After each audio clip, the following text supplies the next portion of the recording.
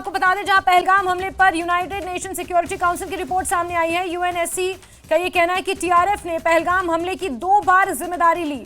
26 अप्रैल को टीआरएफ ने जिम्मेदारी वापस ले ली। क्षेत्रीय संबंध पहले से ही नाजुक हैं, ऐसा यूनाइटेड नेशन सिक्योरिटी काउंसिल का कहना है। यूएनएससी ने यह भी कहा है कि आतंकवादी समूह तनाव का फायदा उठा सकते हैं। लश्कर की मदद के बिना पहलगाम हमला संभव नहीं, ये यूनाइटेड नेशन सिक्योरिटी काउंसिल की रिपोर्ट में सामने आया है। और उन्होंने टीआरएफ को लेकर यह बयान दिया है कि पहलगाम हमले की 2 बार टीआरएफ ने जिम्मेदारी ली और फिर 26 अप्रैल को टीआरएफ ने जिम्मेदारी वापस ली। और हमारे एडिटर शैलेंद्र वांगू इसी खबर पर ज्यादा जानकारियों के साथ जुड़े हैं। शैलेंद्र, यूएनएससी का ये बयान अपने आप में बेहद महत्वपूर्ण है और साथ ही साथ यूएनएससी की तरफ से ये कहना कि लश्कर की मदद के बिना पहलगाम हमला संभव नहीं था।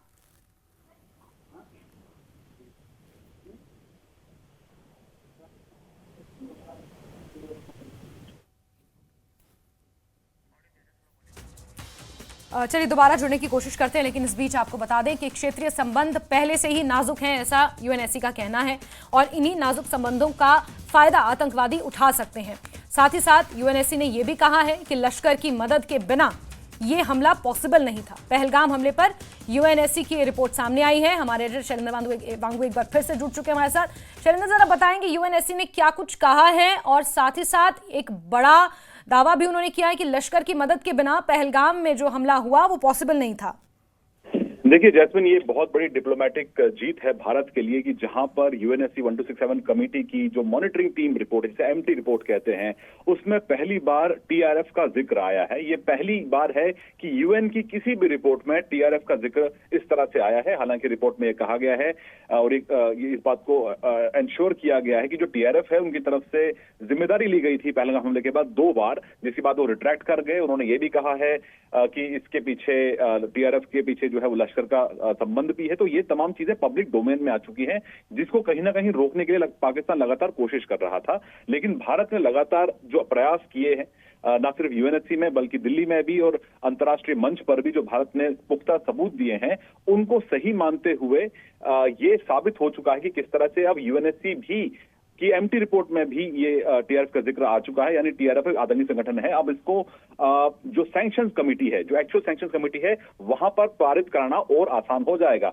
लेकिन एक अहम बात अब ये भी बता दें कि जहां रिपोर्ट में जिक्र है वहां पर यह लिखा गया है कि एक मेंबर स्टेट ने ऑब्जेक्ट किया है और ये कहा है कि गलत है, और वो मेंबर स्टेट पाकिस्तान खुद ही है, क्योंकि पाकिस्तान इस वक्त यूएनएससी सिक्योरिटी काउंसिल का अस्थायी सदस्य भी है। तो ऐसे में कहीं ना कहीं भले ही पाकिस्तान के ऑब्जेक्शंस रहे हों, लेकिन ये रिपोर्ट जो है ये कंसेंसस से पास होती है। ऑब्जेक्शंस हो सकते हैं, लेकिन ये एक बड़ी उपलब्धि है भारत के लिए। आपको ये भी याद दिला दें कि इससे पहले भारत ने कई बार टीआरएफ को लेके यूएनएससी में इनपुट्स दिए हैं, और इससे पहले आपको बता दें 2023 में ये दिए गए थे। 2024 में 2 बार ये इंफॉर्मेशन दी गई है, इनपुट दिए गए हैं एमटी टीम को, और उनकी एक्टिविटीज और इसके संबंध किस तरह से लश्कर से बने हुए हैं इसको लेकर पहले से ही जानकारी दी जा चुकी है भारत द्वारा। तो ऐसे में ये बड़ी कामयाबी है, डिप्लोमेटिक विन है भारत के लिए। बिल्कुल।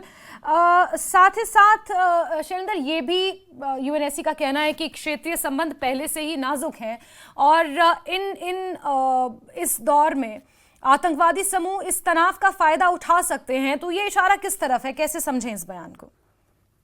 देखिए, ये कहीं ना कहीं सीधे तौर पर पाकिस्तान के चेहरे पे तमाचा है। एक तरफ पाकिस्तान यूएनएससी में ही इस वक्त अस्थायी सदस्य है, वहीं आतंकवाद के मुद्दे को लेकर, टीआरएफ को लेकर बाकी तमाम मुल्क जो हैं वो पाकिस्तान को इस रिपोर्ट के जरिए घेर रहे हैं। वो ये कह रहे हैं कि जिस तरह के हालात बने हुए हैं, ऐसे में आतंकी संगठन इस नाजुक हालात का फिर फायदा उठा सकते हैं। हालांकि हमने कल भी देखा कि इस पर खूब चर्चा कल संसद में भी हुई थी, और ये कहा गया था कि ऑपरेशन सिंदूर जो है उसको खत्म नहीं किया गया है। लेकिन ये जरूर है कि जब भी अब पाकिस्तान की अगली हरकत होगी उसका और कड़ा जवाब दिया जाएगा, जो कल खुद सरकार ने संसद में ये बात रखी है। तो ऐसे में इस रिपोर्ट से ये फिर इशारा इस तरफ है कि पाकिस्तान लगातार आज भी आतंकवाद को बढ़ावा दे रहा है। भले ही हमने आज सुबह ही देखा कि एक और एनकाउंटर, एक इन्फिल्ट्रेशन की अटेम्प्ट हुई है पुंछ में, तो जाहिर तौर पर जो गतिविधियां हैं आतंकियों की तरफ से उसमें कोई कमी नहीं आई है, लेकिन उस पर अब नजर पूरी दुनिया की है। इस रिपोर्ट से साफ हो जाता है कि एक बार फिर टीआरएफ हो या लश्कर हो, उसका सीधा संबंध पाकिस्तान से है, बावजूद इसके कि पाकिस्तान इस वक्त खुद भी उसी यूएनएससी का सदस्य देश है। शैलेंद्र, साथ ही इससे पहले भी जब ये 22 अप्रैल का हमला इसे अंजाम दिया गया था, यूएनएससी में टीआरएफ का जिक्र आया था और इस आतंकवादी हमले की कड़े शब्दों में निंदा भी की थी और उन आतंकवादियों के खिलाफ कार्रवाई की ज़रूरत पर भी जोर यूएनएससी में दिया गया था। लेकिन उस वक्त भी ये बात आई थी कि पाकिस्तान ने दबाव बनाया और टीआरएफ का नाम हटवाया था उस रिपोर्ट से, और सैंक्शन कमेटी की जो एक ड्राफ्ट था, या आप बेहतर समझा पाएंगे शायद, उससे टीआरएफ का नाम पाकिस्तान ने दबाव में हटवाया था। लेकिन अब एक बार फिर से यूएनएससी ने इस बात को स्पष्ट किया है कि टीआरएफ का इसमें हाथ हो सकता है। 2 बार उन्होंने जिम्मेदारी ली, फिर वो मुकर गए। ऐसे में ये पाकिस्तान के लिए कितना बड़ा तमाचा है?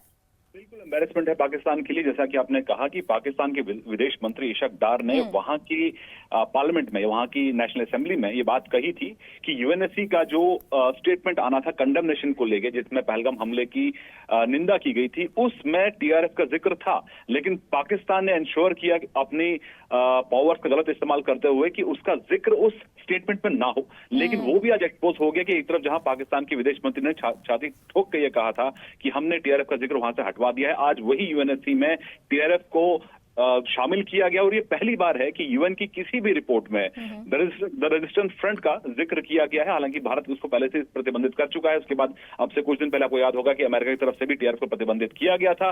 अब यूएनएससी में भी स्टेटमेंट में जिक्र तो हुआ है, लेकिन ये शुरुआत है। ऐसे में भारत ने अपनी कोशिशें जारी रखी हैं और एक डोजियर भी आपको याद दिलाते कि सौंपा गया था।